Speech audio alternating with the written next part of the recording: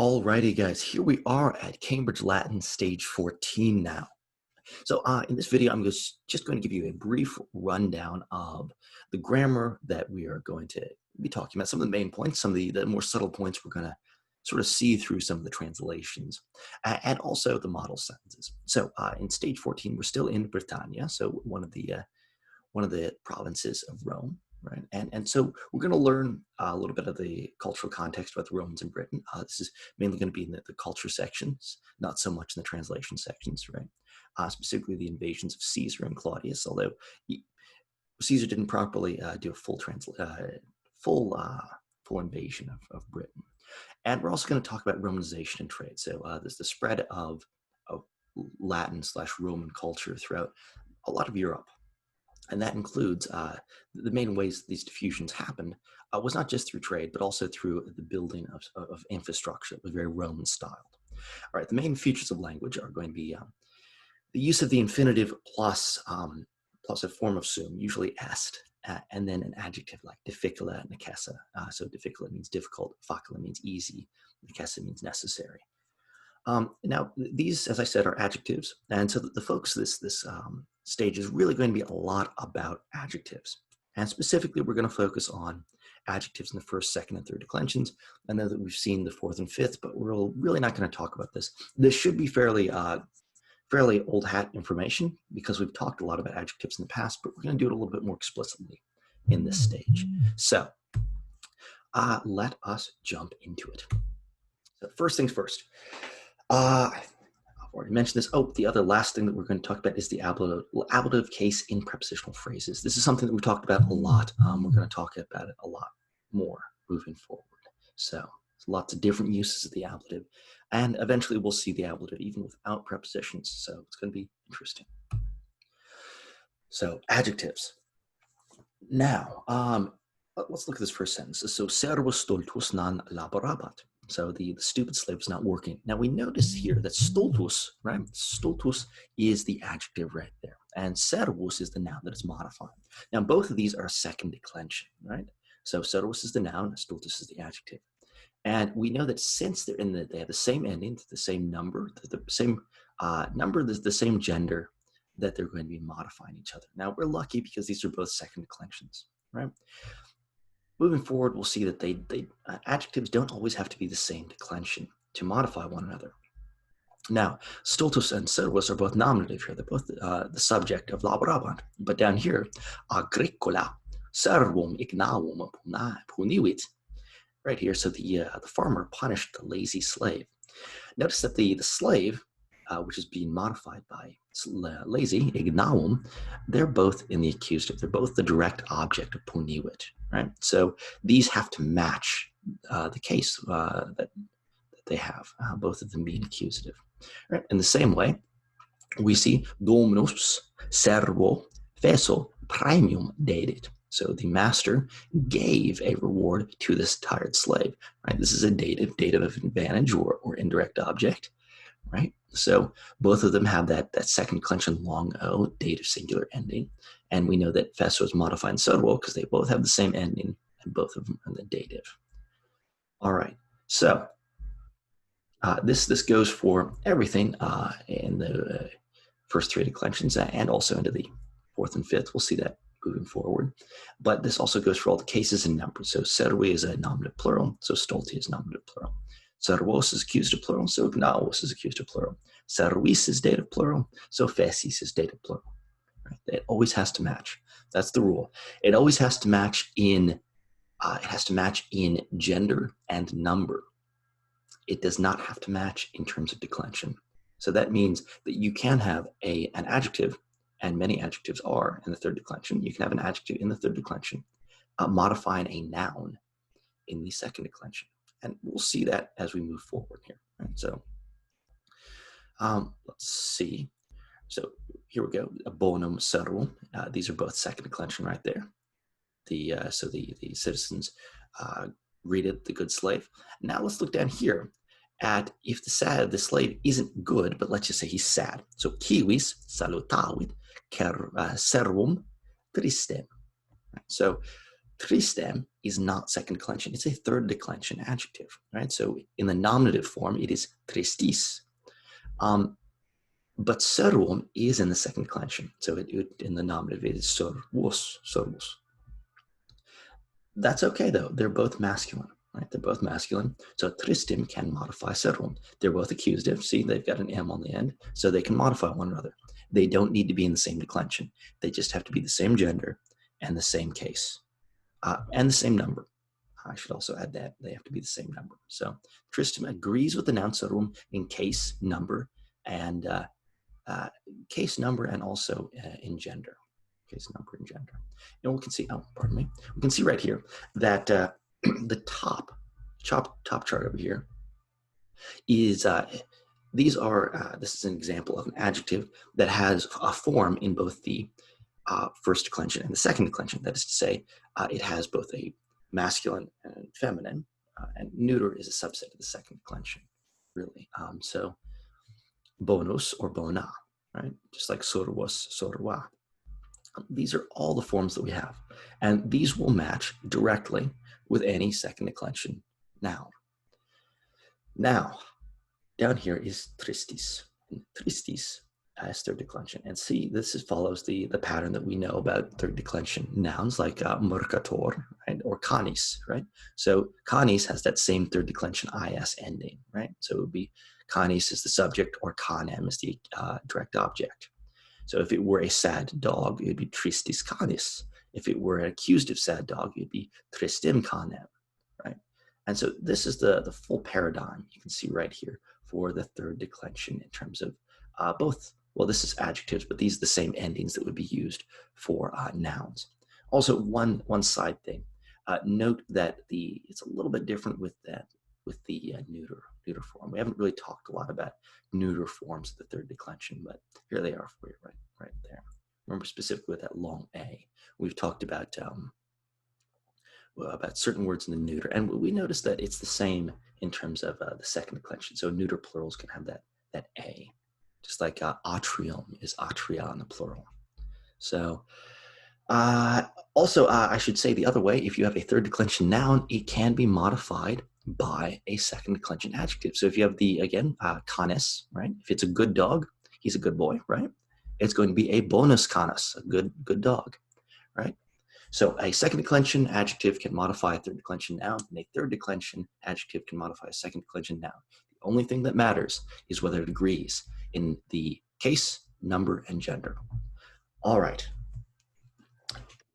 Talking about more things that have to agree in case, number, and gender. These are demonstrative pronouns. Specifically, this is one particular demonstrative pronoun, which means this. And we've seen it a lot in the last stage. We saw a lot of hicks and hikes and hawks. And we didn't have the full paradigm for it, but we do now. Right? So this right here is the full paradigm of hick, hike, hawk. And you'll notice that it is not regular. It doesn't decline regularly, as though it were part of any of the other declensions that we know. Right? It's its own thing. So there's some overlap. So for example, the accusative plural right there is an os ending. The accusative or the nominative nominative plural ending is a long I there. So some of these in the plural, they follow some of the rules that we know for, say, like first and second declension nouns. But over here in the singular, it's pretty unique. So you'll just have to memorize these, unfortunately. You'll see these a lot, and the easiest way to be able to figure them out is actually to see what noun they're going with. So if you have a nominative singular noun with a hick in front of it, you'll most likely know that they go together until you memorize all of these forms. Also, a couple things. Notice that the form for the genitive singular and the dative singular are the same across masculine, feminine, and neuter. And they're also the same in terms of the dative and ablative plurals, which makes sense. The is ending is the same for dative and ablatives and the plural in second and first declension. Right? So let's see these in context. Also, I forgot to mention that this is id. This is another demonstrative pronoun, and it means that. But specifically, it means that if you're talking about something that you were previously mentioning, right? So if you were talking about, say, a hero, and then you start the next sentence with is, you're talking about the same guy that you were talking about previously. Or if you're talking about a specific event that happened, you would use this. You often see this in a phrase called in eo tempore, right, which means in the same time. You can also often see this used as meaning more or less the same, or the same as previously mentioned, but that doesn't often sound very good for translation. So you can just say that, or sometimes just he or it. It really depends on the sentence that you're translating. But just remember, you can file away a mental note that it's something that's been previously mentioned. So in eo tempora means in the same time as was previously discussed. Okay, and as you can see here, these are also irregular, although they do have the same overlap, right? They have the same overlap as the previous demonstrative pronouns, right? So genitive and dative singular are the same, and dative and ablative plural are the same, right? And in the same way, the plurals follow some of the same rules as first and second declension plural endings, but they're a little bit difficult in the singular. There's a little bit more similarity here in the singulars than we see otherwise than in the hic, haec, hoc. But you still it's best to memorize them. Okay. So here we go. This is our last slide. These are our model sentences. We'll just run through these really quickly before we jump to our first main translation in the next video. So Warika, he says, Pile, porta hanc amporam in vilam. So Philus, this is a vocative of direct address. He's yelling at him. Porta, and porta is an imperative verb. It's a singular imperative from porto. It means carry. Hanc is that demonstrative pronoun, and it is a feminine singular. You can tell because it goes with amphoram, which is a first declension feminine singular. In vilam is that in plus accusative means into prepositional phrase. Right? So Philus, carry this wine jar, into the house. Okay. And then Philus responds, amphora magna est. So the wine jar is huge. It's large. Or you could also translate this as it is a large wine jar. Both are reasonable translations. Notice that magna is modified amphora. They have the same ending in the first declension. Difficile est mihi magnum amphoram patari. So this means that it is difficult for me to carry the large wine jar. Okay, so this is the first construction that we've seen of a est with difficile and then taking an infinitive. So difficile est means it is difficult, right? So difficile is a neuter, it's a neuter adjective, right? It's a neuter third declension adjective. So the situation is difficult, he's saying. And it is difficult. What is the thing that is difficult? The situation or the act of carrying. And this is where portare is more or less acting as it is being linked with difficile by est. So what is difficult? Something is difficult. And the thing that is difficult is to carry. So this is where more or less you could say that a person is difficult. So say vir est difficile, although it wouldn't be difficile, it would be difficilis. So a thing can be difficult and an action can be difficult. This is where the infinitive, we can really see that it's being used more or less as a noun that's being linked to this adjective. So it is difficult. And then we've got this dative right there for me. So it's relating the action to a specific person in the dative with that personal pronoun. And then because portare is a verb, it can take a direct object. And what is the direct object of carrying? What is the thing he's carrying? The big jar. And that jar is being modified with magna. Okay. Lots of grammar there. And from such a long sentence, we get Warika responding, quor, which is just an adverb meaning why. And Philos says, quod ego sum senex. And quod is, it usually introduces a causal clause, right? As meaning because.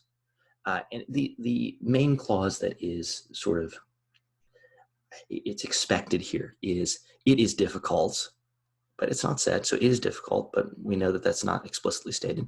because I am an old man. And so, but he just says because I'm an old man. So quod means because, ego is the subject, sum is the verb, and senex is that predicate nominative. Okay, Warwick says, loquax, antiloquax, portate hunc amphoram in vilam. Okay, so it's he says loquax, antiloquax, carry this jar, this wine jar, into the house. Now notice the difference between porta and portate. These are both imperatives, but portate is a plural imperative.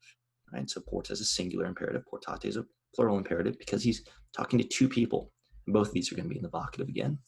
Hanc amphoram is the accusative direct object. In plus accusative is into. It's motion into.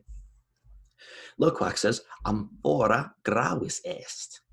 Difficile est nobis amphoram gravem portare. So that way it means that the wine jar is heavy, right? It is difficult for us to carry the heavy wine jar. Okay. So notice that whereas magna is a first declension adjective, gravis is a third declension adjective modifying this first declension noun amphora.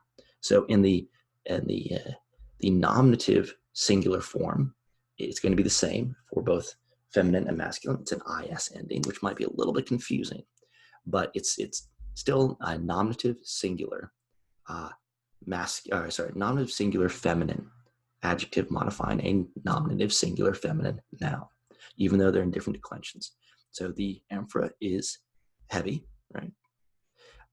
And same construction. It is difficult. What is difficult to carry? What is it difficult to carry? The heavy wine jar. And we can see that grauem is third declension right there with that em ending. It's accusative singular, feminine, modifying, and accusative feminine singular noun. And then same here again, we've got this personal pronoun of nobis. It's a dative plural personal pronoun, right? All right. And Waraka asks again, cur, why? And then they respond with this same kind of causal clause as before, quod nos sumus pueri, because we are boys, we're children. Okay, so notice that nos is the nominative subject, it's that personal pronoun, and pueri is that predicate nominative. Then Waraka says, bregans, porta has amphoras in vila. And so calls out to bregans. Again, it's going to be another vocative. Porta, we know this. It's going to be another singular imperative. Has amphoras. It means. Notice that this is different. It's not a singular. Hanc amphoram. It's has amphoras. It's accusative plurals. So carry these jars into the house. So bregans, carry these jars into the house. Okay. Bregans says amphorae graves sunt. Difficile est mihi amphoras graves portare. Okay, and this is the same word as before, heavy. So the wine jars are heavy. It is difficult for me to carry the wine jars. The only difference in this sentence between this and the one before is that these are plurals. So we can see that this first declension noun has that ai plural ending, and this third declension adjective has that es ending, and this accusative first declension is as ending. It's a plural, and in the third declension has the es ending. And so a little bit closer in the accusative. Again, we've got this dative personal pronoun, and the only thing that otherwise changes is sunt, because the amphorae are heavy. Now, the other way that we know that difficile is linked to portare is because est doesn't change to a plural. Even though amphorae are plural, they're still just the direct object of that portare. And lastly, Waraka, well, almost lastly, Waraka says, sed necesse est, but it is necessary. And this is the same construction as difficile est. So you could just say, it is difficult, difficile est. You don't have to have the infinitive on the end. So you could say, necesse est portare, it is necessary to carry it, but you don't necessarily need to say that. Necesse est is enough. And Bregans says, cur, why? Good old Bregans. And Waraka says, necesse est tibi amphoras portare quod illis est senex quod loquax et frater sunt pueri. So what that means is it is necessary for you to carry the amphoras because Philus is an old man and because Loquax and his brother are children. All right. So I think all of the grammar there is pretty much the same. Notice that M4S doesn't have anything modifying it, just accused plural by itself. To be is again that personal pronoun. And we've got two quotes, two causal clauses coming off that main clause with the necesse est. And necesse est there is taking the infinitive portare. And the last thing that Bregan says, quod tu est villicus. And that is where he's responding to that last et that we can see after pueri. And that is, and because you are the overseer. And you're the boss, so therefore I have to do what you say. All right, guys. So hopefully that wasn't too long. It was kind of heavy on grammar. Going through some of the translations the next few videos, I'll try not to be so dense on the grammar. And you can ask them questions as you have them. Anyway, see you in the next translation.